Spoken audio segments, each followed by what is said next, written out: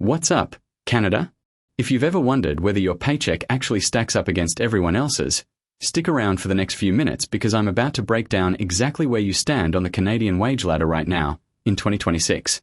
Hey everyone, welcome back to Canada Finance with Alex, the channel where we turn confusing money numbers into a real picture of where you stand financially.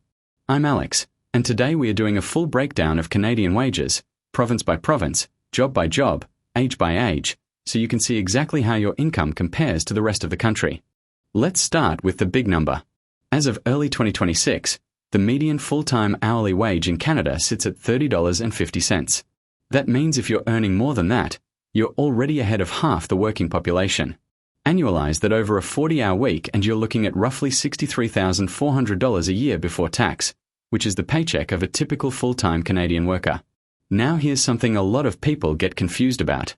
There's also an average hourly wage, and in April 2026 that number climbed closer to $33. Why the difference? Because averages get pulled upward by high earners like doctors, executives, and tech founders, while the median gives you the honest middle ground most people actually experience. Now let's talk provinces. The Atlantic region, Newfoundland, Nova Scotia, New Brunswick, and PEI sits at the lower end, with average annual earnings landing somewhere between $55,000 and $60,000. Quebec sits comfortably in the middle. Ontario is the largest economy in the country, but high living costs eat into those wages fast. British Columbia performs strongly, just under the top spot, while Manitoba and Saskatchewan hold steady in the middle of the pack. Alberta takes the top spot with average household earnings around $78,000, driven by oil, gas, and construction.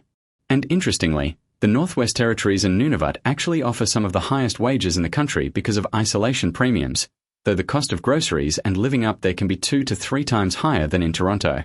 So where do you actually rank? If you're earning the median wage, you're already past the 50th percentile. To break into the top 25%, you'll need to be earning around $40 an hour, translating to about $83,000 a year. The top 10% requires somewhere between $48 and $52 an hour, putting you around the 6-figure mark. And if you want to talk about the top 1%, that threshold sits above $283,000 a year, with average earners in that bracket pulling in close to $587,000 annually. Now let's look at where the real money is by industry. Skilled trades like electricians, welders, and heavy equipment operators are earning $40 to $60 an hour after their apprenticeship, and in high-demand regions that can climb even higher. Registered nurses are averaging $38 to $48 an hour depending on province and shift differentials. Office and administrative roles sit closer to the national median, while retail and service work remains the lowest tier on the scale. Looking ahead, wage growth in 2026 is expected to land between 3 and 4.5%, but with inflation sitting around 2.6%, your real gain in purchasing power might only be 1 to 2%, so a small raise might not actually be moving you forward. But here's the part that really matters. A wage number means nothing without the cost of living attached to it. In Toronto, a one-bedroom apartment averages around $2,500 a month, meaning even a $30 an hour wage leaves you rent-burdened. In Halifax, that same wage lets you live comfortably. That's why lifestyle, not just income, is the real scoreboard. A tradesperson earning $45 an hour with low expenses can be financially ahead of someone earning $90,000 a year with high rent and heavy bills. So here's your takeaway. Your wage tells you where you stand, but your lifestyle tells you whether you're actually winning.